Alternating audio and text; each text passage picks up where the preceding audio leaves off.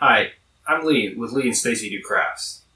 Since my wife and I started a YouTube channel for crafts and projects, we went through our list of projects that we've had that we either haven't had the opportunity to work on or just haven't chosen to work on, be it budget-wise or timing-wise, and came up with a list of things to work on. So one of the things that we've had on our list for a while, at least my list, has been cutting boards. I like making cutting boards. The more of them I have, the better. I'll put a couple pictures in of the couple end grain cutting boards I've made over the years. But figured why not make another one? You never have too many cutting boards. I took some inspiration from an image I found. I want to say it was on Imager, and it was a cutting board where half of it was the cutting board, and the other half was dished out. And the person that did it used chisels, and he had a Arbor Tech thing on his angle grinder for scraping it out. And while I'm sure that would work, I felt like it would be easier and more controlled if you had a jig for your router to make a spherical recess that you could do and get it pushed out pretty quickly instead of having to spend all that manual time with something lapping out the material. So this is the result of what I made, and if you watch the video, you can find out how I made it, and at the end, we'll find out how it worked. To start out making the jig, I figured start at the center, work my way out. So I'm working on the assembly part that will actually hold the router in place. It's going to be a two-part clamp system. I actually ended up making these twice. Something you see me do here with the board is draw lines on both sides and then flip it over and cut it. I work with a lot of scrap wood, so rather than having to measure twice, because if you cut something, you have to remeasure from the same place that you cut, I'll just measure in from both sides, cut one side, flip it, cut the other.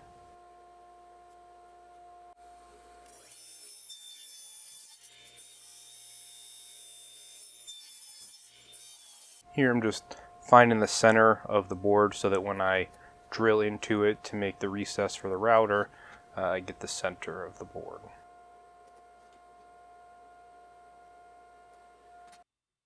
There was a lot of sap or pitch in this board. It ended up gumming up the hole saw quite a bit. You can see me lifting up frequently. It was smoking a little bit, but I'm just trying to eject the chips from the saw when you see me coming up and down. Then I have a scratch awl just to poke the blank out after it's cut. Just cutting the two parts in half.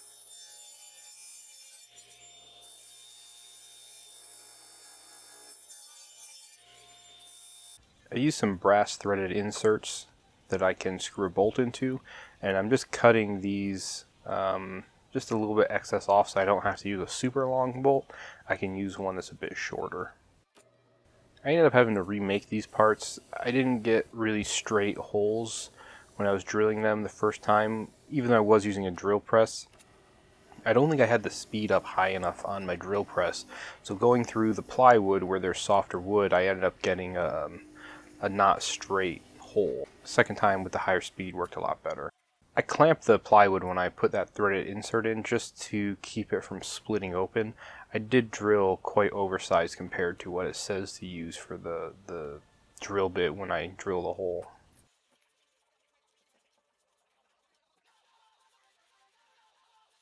I'm just cutting these bolts down a little bit. I didn't go super far into the wood, so there's not a lot of room for the bolt, and I don't have the correct size.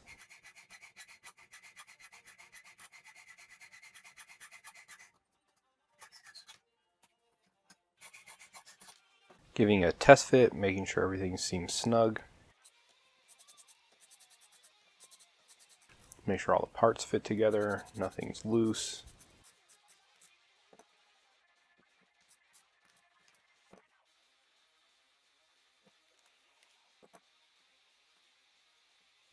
Next part is the side panels that are going to hold the assembly together. And again, I'm just marking from both sides, and I'm just going to cut right in the center.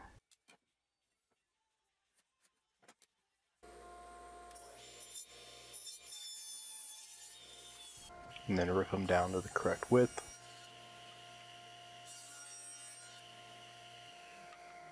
and then we start putting it all together. The height on these is about 4 inches for mine. If you were to make this, it might be different depending on the router you get. I couldn't go any higher than 4 inches because of the actual casing of the router that I have.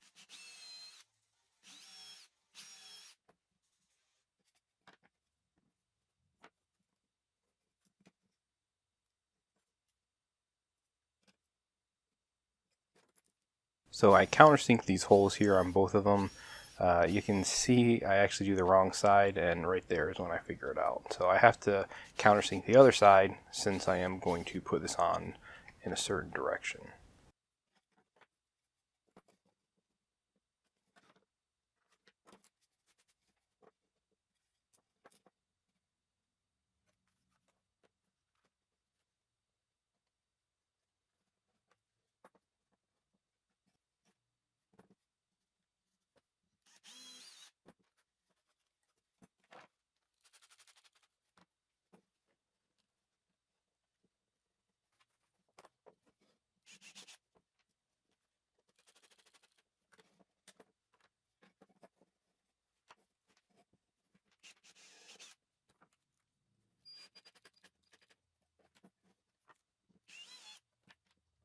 So after I countersink the holes for the screw heads, I actually run the drill bit in again into the edge of the plywood. And that's just to keep the plywood from splitting open. Anytime you go in from the edge of the plywood, if it's not a super wide piece, you run the risk of splitting it open.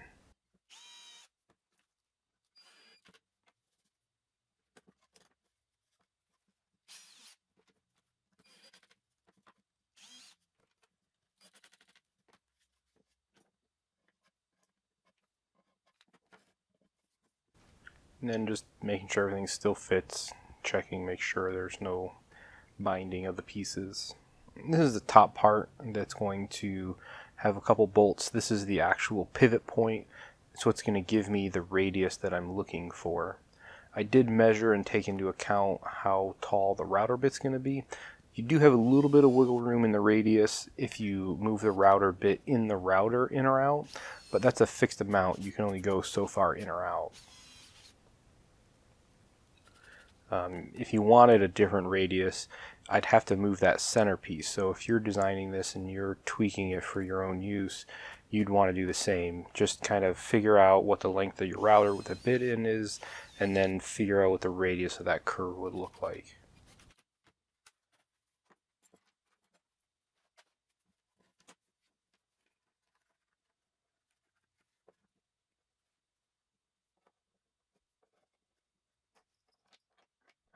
And again, I'm just putting everything together, making sure it fits. Want to make sure everything's nice and snug.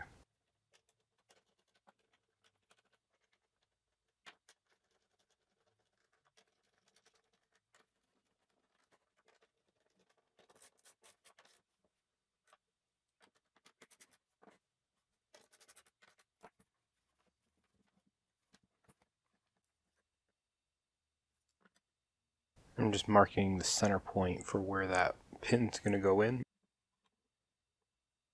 You can see me measuring the router bit. It is a bit off center in the assembly that holds it, so I want to make sure I'm measuring from the same side when I'm drilling those holes to make sure I don't end up with a tilted center point.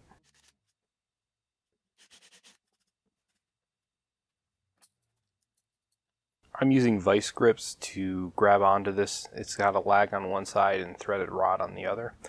If you don't have vice grips, you can try pliers. The other thing to do, which is probably easier, is just put 2 bolts against each other and use that to thread it in. This part is the swivel base. We're going to cut a hole in this, but first I'm just trying to get it roughly squared.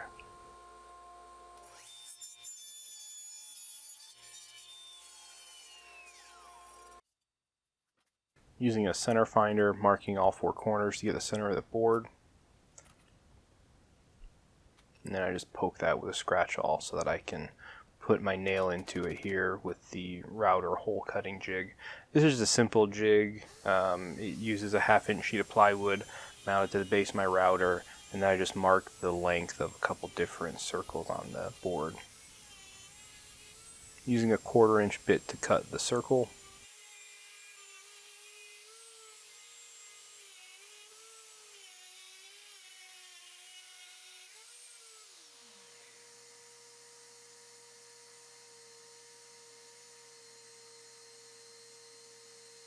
And there we go, nice clean circle.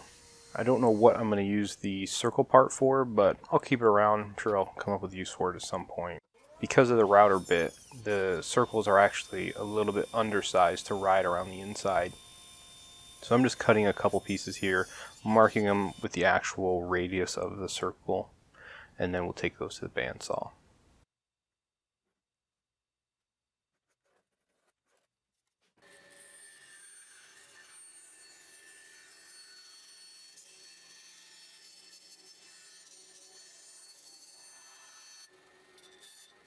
I normally have a 1" resawing blade on the bandsaw, so it's nice having a smaller blade that I can cut those curves with.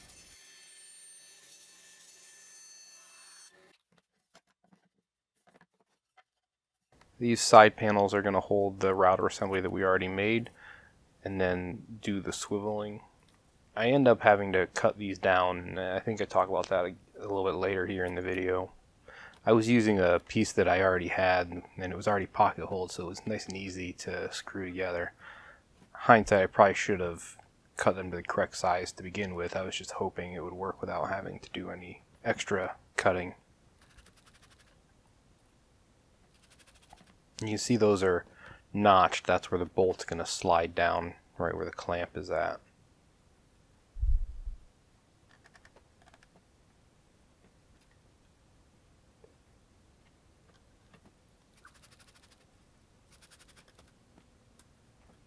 Give it a test, make sure everything's looking good, a little swivel. Measuring the front and the back here, and that's just to get the spacing correct. And then I'm marking every 1/4" up on this so that I can set the depth of the cut the same between both boards.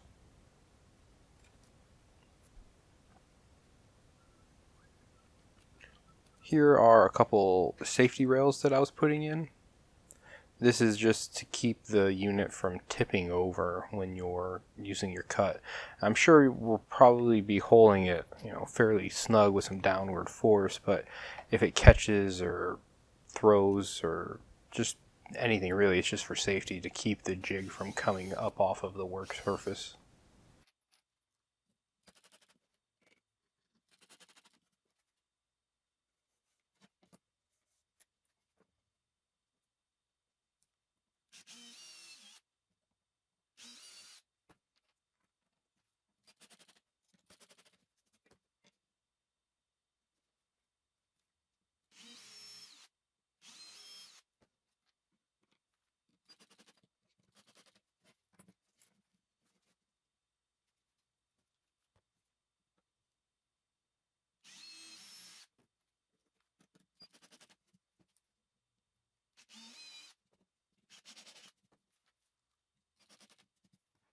There you can see the inside. Those are the parts that actually hold the swivel bases in place. Now I'm working on the handle. I deviate a little bit from the plan. Those are going to attach on the end. Thinking back, I'm not sure how I was planning on attaching those. I end up attaching them just from the top with a bolt.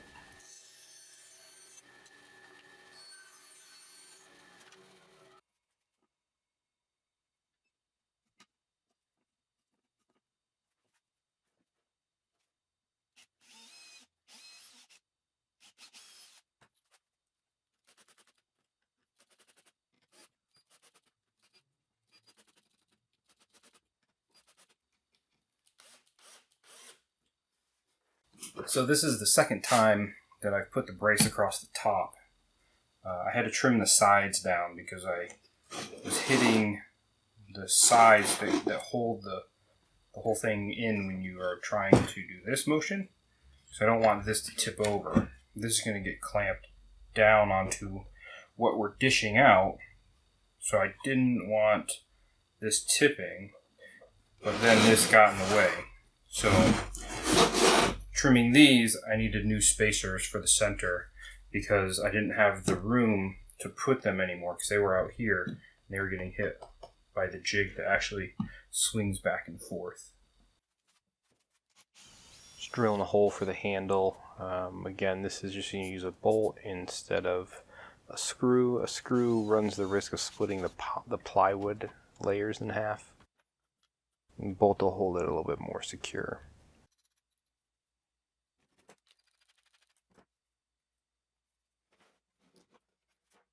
And then I just mark where the handle's gonna not hit. I want a little bit of clearance. I don't know that we'll be swiveling that high, but it doesn't hurt to cut it shorter. Alright, so I think we're ready to try out the jig and try to dish out some of this pine, see what happens. This is just maybe an inch and an eighth piece of pine scrap that I had left over from a table that I made. So I think we'll just try and see how the dishing works. We'll go for a couple light passes and see what happens. Let me get this mounted up and we'll come right back. Alright, we're ready for the first test. Let's see how this goes.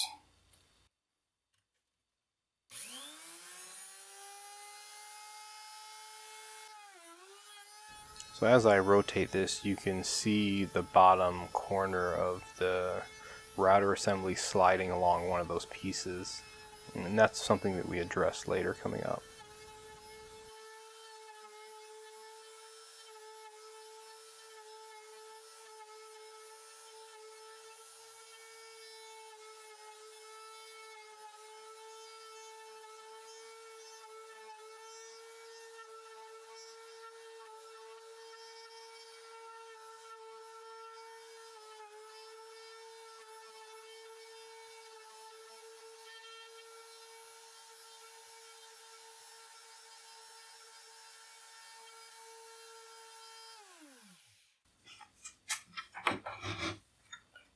Alright, I'm not sure what you can see.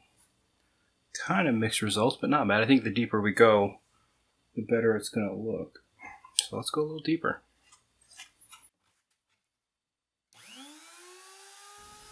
And the reason I think going deeper is going to help is you're going to end up with more material removed per cut, which should give you less lines in between your cuts. Is that going to fix the problem? Maybe, maybe not. But taking more and more passes is going to leave you with more lines. They'll just be shorter lines. They're going to have to be removed either way, so maybe more shorter lines is better than less bigger lines.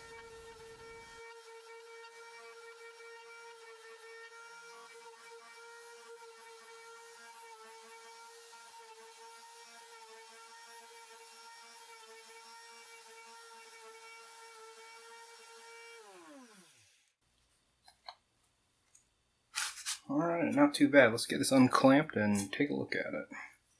I don't think you can really see that from here, so let's see if we can zoom in.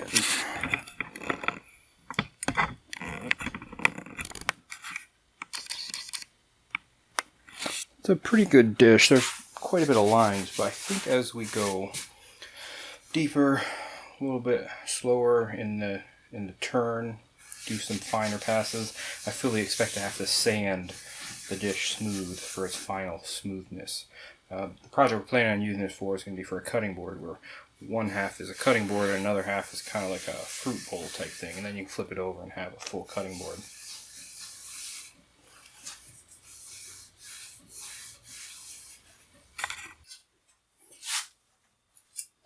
Alright, so the last time I left you guys, we were working on this. We ran a test of it to see how it would cut. It worked alright. There's definitely some changes that need to be made, so I did that off camera. Brought you guys back in to show you the changes I made. I'm not sure if this was on there last time. We can check. I had this just to hold the cable up top. I added these handles here. I notched them into the wood so that you can use that to turn the whole thing. I tried doing that on the first test, and the handles just kind of loosened a little bit. So notching them against those should keep them from slipping when you're trying to turn the unit. The other thing when turning this, it bound on these safety rails that I put in across the sides to keep it from tipping. So I put washers underneath those. I changed the washer inside the knobs. I wanted the threaded rods there into the center part here to ride on washers, and it was riding on these plastic knobs instead, which wasn't working out very well. The last change that I made, I added these rails inside for it to ride on, just to keep it from any kind of flex at the bottom. I don't want it to flex at all, so that should keep it straight as it's going back and forth. So with those changes made, I think we are ready to give it another test cut. So I'm going to clamp this down, I'm going to give it another test cut, and we'll see what it looks like.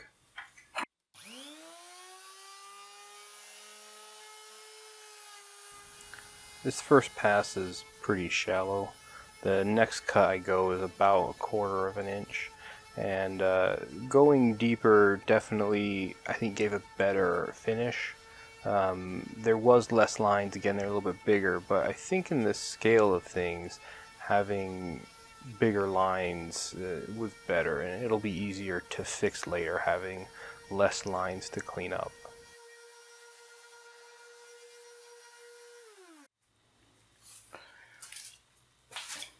Alright, so we finished the second test here. I gave it a couple passes. One of them was pretty deep. I added like an extra 1/4 of an inch onto it. Zoom you in here, you can take a closer look at that. We're back at it. I've got some feedback for you based on the second use. I got a much deeper cut. You can see here how that looks. I ended up doing all the changes we talked about, so the washers, the track, the handles, and when I used that the second time around, it worked out really well. I was able to get probably about a 1/2 inch depth cut on this, and you can see that there is some lines left, and that's fine. We're going to be actually going even deeper. I want to go about 3/4 of an inch deep on the cutting board that I'm going to make, so I'm sure there's going to be lines. My plan, tentatively, is to use a card scrape to scrape those out and get it nice and smooth. The cutting board is probably going to be an end grain cutting board. I like making those. So how the router's going to work through end grain remains to be seen. This is obviously not an end grain board that I was doing the test cuts on. And I did notice when I was using it, it would catch on some sides and not others and kind of jump. And that's because you're going the wrong way with the grain. I'm not sure how that's going to play out in an end grain cutting board. But as you rotate, it actually changed. And it went from jumping on one side to not jumping at all to jumping on the other side. So with end grain, I'm not sure if it's going to be jumpy the entire time or if it's going to not be jumpy at all. So we'll have to find out in the next project. If you made it this far in the video, thanks for watching. I appreciate it. If you want to subscribe for more videos that we have coming up, it would be appreciated. And if you like the content, hit the like button. Thanks.